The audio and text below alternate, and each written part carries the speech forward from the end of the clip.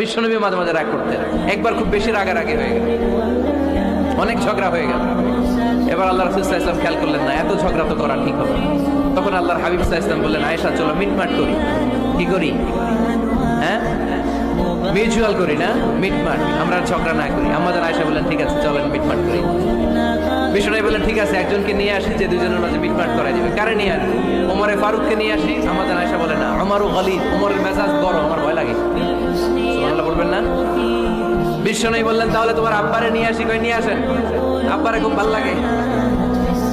বিষ্ণু বললেন ঠিক আছে, তোমার কথাই রইল, ওমরকে ডাকবো না, তোমার আব্বা আবু বকরকে নিয়ে আসবো। বিশ্বনবী মিটমাট করার জন্য সাইয়েদনা আবু বকর রাদিয়াল্লাহু তাআলা আনহুকে ডেকে নিয়ে আসলেন। সাইয়েদনা আবু বকর রাদিয়াল্লাহু তাআলা ঘরে ঢুকলেন। বিশ্বনবী বললেন, আয়েশা আমার আর তোমার মাঝে কি নিয়ে ঝগড়া হয়েছে? কথাটা কি তুমি বলবা নাকি আমি বলবো? আম্মা জান আয়েশা